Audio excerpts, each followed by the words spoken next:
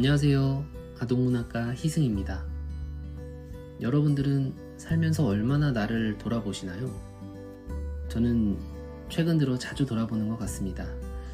저에게 돌아본다는 것은 스스로에 대해 질문을 던지는 것입니다. 지금 가고 있는 이 길이 맞나?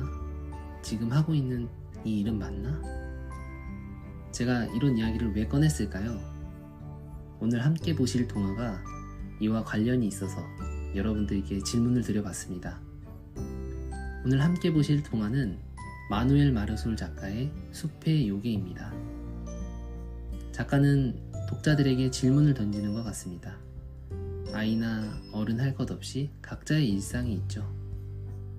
그 일상이 반복되고 있는 건 아닌지, 삶에서 진짜 자신의 마음을 잊고 있는 건 아닌지 질문을 던지는 것 같습니다. 동화는 글이 없고 그림만 있습니다. 그렇기 때문에 오늘 저와 나눈 이야기는 지극히 저의 견해일 뿐입니다. 기회가 되신다면 한번 읽어보시고 저와 같은 생각이 드셨는지 블로그나 댓글로 남겨주시면 좋겠습니다. 자, 그럼 작가가 던진 질문 속으로 들어가 보시죠. 동화 숲의 요괴입니다.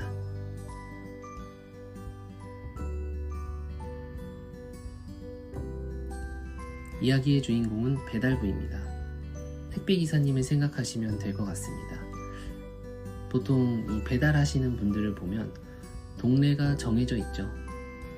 동화의 주인공 역시 항상 지나가는 산길이었고 어김없이 그 길을 가고 있었던 것 뿐입니다.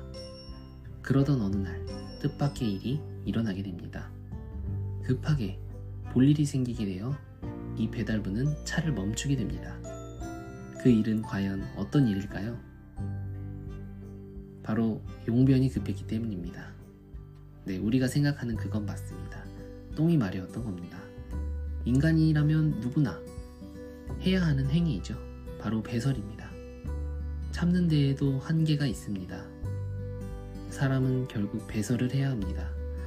여러분들도 모두 느끼셔서 아실 겁니다. 그런 순간들이 있죠. 해소가 필요한 날.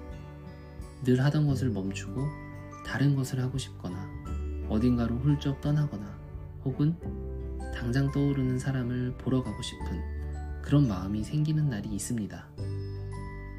빠른 배송을 자부하던 배달부 아저씨도 잠시 일상을 멈출 수밖에 없는 일이 발생한 겁니다. 배달부는 그렇게 용변 때문에 숲에 들어갔다가 빽빽한 나무들 사이에서 길을 잃게 됩니다. 이 모습을 보면 우리 마음에도 울창하게 자리 잡은 온갖 그 걱정들이 떠오릅니다. 이 걱정들은 우리가 일상으로 복귀하려는 것을 막아서죠. 그처럼 배달부 아저씨는 돌아보는 순간 나가는 길을 잃고 이 길 저 길 헤매지만 길을 찾지 못합니다. 스스로를 돌아보면 이런 생각이 들 때가 있죠. 내가 지금 뭐하고 있는 거지? 마치 길을 잃은 것처럼요. 내 마음속 일은 내가 결국 해결해야 합니다. 아무도 도와줄 수 없습니다. 숲에 아무도 없는 것처럼요. 배달부는 그때 작고 까만 요괴를 만나게 됩니다. 저는 동화를 보면서 이 요괴가 우리의 본능을 나타내고 있다고 생각합니다. 우리는 각자의 본능에 따라 스스로가 원하는 것에 도달하고 마주합니다. 새로운 나를 마주하고 걷는 방향이 곧 길이 되죠. 배달부는 숲에서 그동안 신경 쓰지 않았던 것들과 마주하게 됩니다. 꽃들의 향기, 다양한 숲의 소리, 저 멀리 하늘에서 날고 있는 독수리의 모습, 졸졸졸 흐르는 시냇물, 그 속에 돌멩이와 물고기까지. 어째서 숲에 당연하게 있던 것들이 새롭게 보였을까요? 네, 그것은 숲에 집중했기 때문입니다. 스스로에게 집중한다면 분명 우리가 가지고 있었지만 알지 못했던 것들을 찾아낼 수 있을 것입니다. 그렇게 배달부 아저씨는 점점 숲속 깊은 곳으로 들어가면서 모습이 변하게 됩니다. 새로운 모습으로 말이죠. 일상의 모습과 일상을 벗어난 모습이 달랐던 겁니다. 어째서일까요? 배달부는 일상을 벗어난 지금의 얼굴 표정이 더 좋네요.